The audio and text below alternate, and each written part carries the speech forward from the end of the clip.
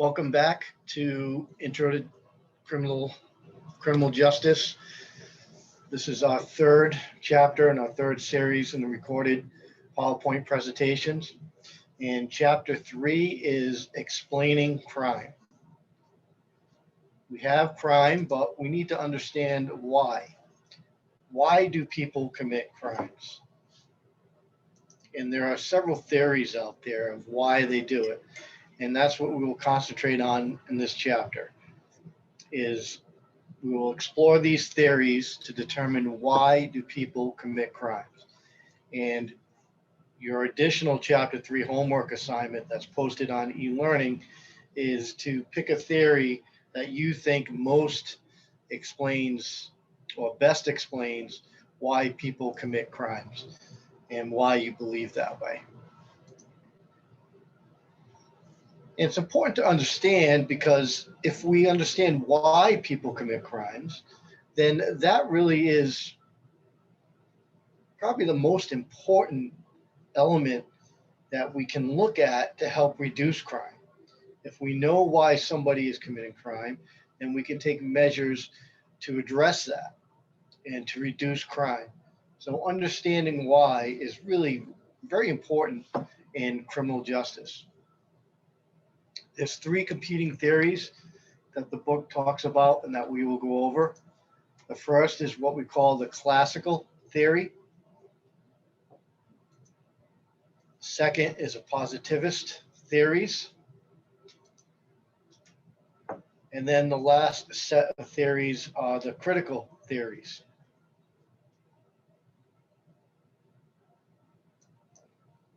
The first one we'll take a look at is the classical theories and what it is. So the definition of classical theory is free-willed individuals commit crime because they rationally calculate that crime will give them more pleasure than pain. That is the formal definition of classical theory. It can really be summed up in a much shorter sentence. People commit crimes because they want to. Unlike what we're going to see with the other theories from this point on, there's no other influences. With the other theories that we're going to look at, there's some outside influence or maybe even an internal influence that makes people commit crime. At least that's what the theory is. But the classical theory, there's no influences. People just do it because they want to, because the outcome is going to be more pleasurable than what the risk is. Whatever that risk is, I'll take it, I'll chance it, because the outcome is going to be much more rewarding to me. And so it's free will, and that's what the classical theory is. In our system today, the criminal justice system is heavily based on the classical theory, meaning that our punishment and the laws that we pass are really, especially punishment, is based on the idea that people commit crimes because they want to. Whereas if it was based on a different theory, then maybe punishments would be a little different than what they would be under the classical system. So the classical school of criminology, again, it emphasizes the ideas that people make choices to commit crimes, and that punishment should be about preventing future crimes from being committed. So we're gearing our punishment to prevent or to make it so that it's not as pleasurable to commit a crime, that the risk is not worth the reward at the end.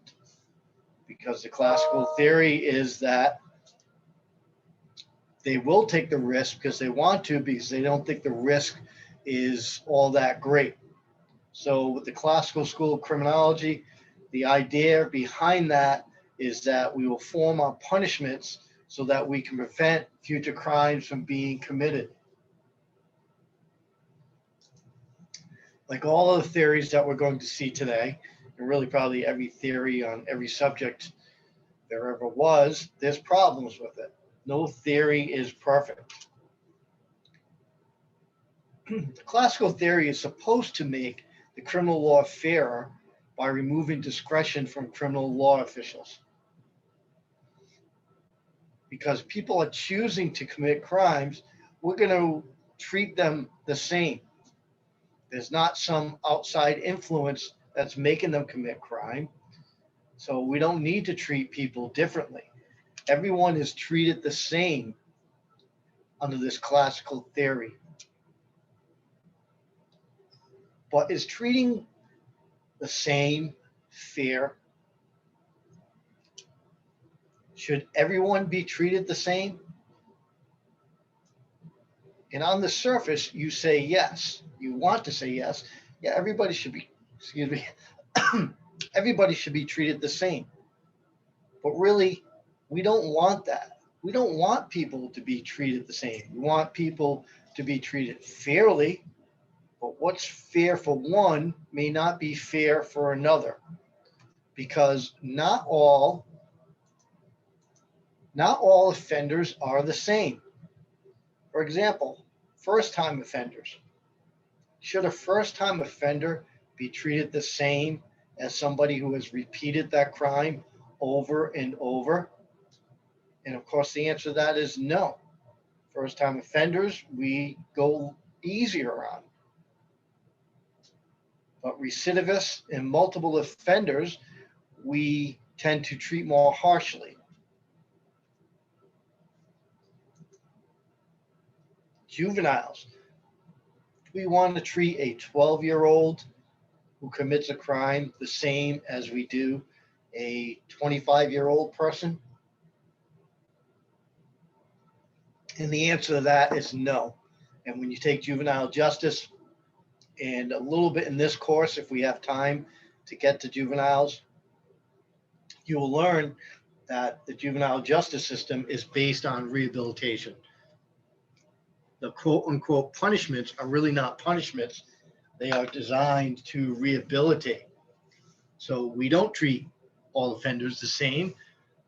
We treat juveniles differently because they must be treated differently, because they have a different mindset and capability than adults. And people who have a mental incapacity, certainly those who are legally insane, are treated differently than those that are legally sane. So, as we can see just from these three examples, not all offenders are the same. So we can't treat them the same. If we treat them the same, then really that would be unfair. And the goal is to treat people fairly, not the same. Excuse me. So now let's talk about the positivism theories. What the heck is it? It means that human behavior is determined and it's not a matter of free will. In other words, it's already determined what your behavior is going to be, and you don't have a choice or a say in the matter. The person did not have a choice because other factors is what made them commit the crime. So you can see how this is really the polar opposite of the classical theories, where the classical theory says it's a free will, they do it because they want to. Under the positivism theory, it states that people commit crimes because some factor influenced them. It's already determined because of these outside factors that it's determined that this person is going to have this type of behavior. And there's several theories or sub-theories under positivism theories. And the first one is a biological theory. And this means that somebody's physical makeup determines whether or not they're going to be a criminal. And that's really kind of a ridiculous idea. And there was a study done many years ago, and this criminologist, he measured physical features from criminals. And he took measurements of their face, their skull, and based on these measurements, his theory was that if you were born with these physical traits, then that means that you were going to be a criminal. And that, of course, today is kind of a ridiculous idea because, according to him, if you had big ears and a big slanted forehead and a square jaw, you were going to be a criminal. But we know today that that's not true, that criminals come in all shapes and sizes. So the biological theory really doesn't make sense. And then the heredity theory means that you're born a criminal.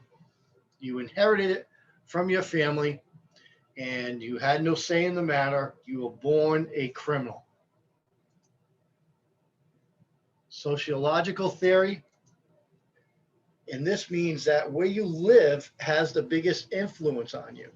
Your place in society, where you live. If you live in an area where there's a lot of crime or at least negative influences, then you are more likely to commit crimes. And that is probably not all that reliable either, because certainly just because you live in a certain area doesn't mean you're going to be a criminal. And similar to the sociological theory is what we call the learning theory. And people learn how to be criminals from other people. Now, it doesn't necessarily have to be somebody who lives near you, as in the sociological theory, but just somebody within your circle. You learn how to be a criminal from them. Therefore, it's not free choice. You're influenced by their behavior, and their behavior is what influenced you to commit a crime or to become a criminal. So with the positivism theories, we see that there's some other influence under these theories that makes somebody want to commit crimes. And that brings us to our final set of final category of theories, and that's what we call the critical theories. The critical theory, there are several, just like there were with the positivism theories, sub-theories. There are with the critical theories as well. And the first sub-theory is what we call the labeling theory. And this is really, this really applies and has been shown to be true in the juvenile justice system. I am told I am bad, so therefore I must be bad. So the labeling theory means that if somebody is labeled something, then that comes to fruition, that you tell me I'm bad, you tell me I'm a criminal, so I must be a criminal, so I'm going to commit crimes. And we see this really play out again in the juvenile justice system, where juveniles are easily influenced. And if those who are influential in their lives, parents, teachers, friends, are telling that juvenile that they are bad or they are a criminal, then the juvenile believes it. And because they believe it, they turn to crime. So once labeled, you remain that label. Then we have the conflict theory. And crime results because of conflicts between competing interest groups, such as rich versus poor, men against women, and management against labor. More recently, we certainly see the conflict theory with political parties, with the Republicans versus the Democrats, the liberals versus the conservatives, and the tension and the conflicts between those groups have resulted in crime. Excuse me. So the conflict theory does have some credit to it, but it's certainly not the one and only reason why people commit crime.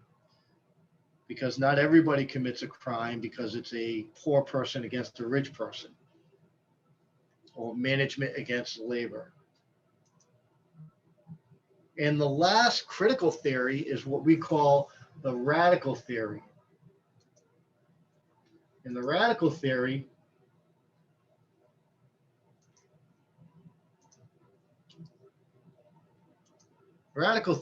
is or states that capitalism causes crime. Now, we live in a capitalism, and capitalism means a free society in a free economic market, meaning you go out there and earn your money, and you earn it the best way you can. That is what capitalism is, and that's what the United States of America is. That's where if you live in a socialist society, the government takes care of you and the government provides for you. And you don't have to worry about going out and working hard and earning your money and becoming rich. Under capitalism, you have the opportunity to do that. But some think under this radical theory that capitalism, because of the competition in capitalism, that causes people to commit crimes so they can compete with one another and stay ahead of their competition. I personally don't believe there's a lot of truth to that, maybe a little. But all of these theories, probably, except for maybe the biological theory and maybe radical theory, besides those two, it's probably a combination of everything as far as why people commit crimes. I don't think when it's a complicated question, such as why do people commit crimes, whenever it's a complicated, deep-rooted issue, it's rare when there's just one solution to it, or one reason why. And I think that holds true in this case to the question of why do people commit crimes. I think it's a very complex and very deep answer to that. And because of that, I think there's a little bit of truth in all of these theories, except maybe radical theory and definitely not the biological theory. Maybe one influences more than another, but I think that's individual. And your homework assignment that's posted on e-learning is to tell me, pick a theory in which one you think is the most logical explanation as far as why people commit crimes, and tell me why. So that's it for today. Today was a short class, a short video. It was only a few minutes long. Not all of them are going to be this short, so take advantage of it being a short one. And if you have any questions, don't hesitate, send me an email and I will get back to you. And we will see you next time.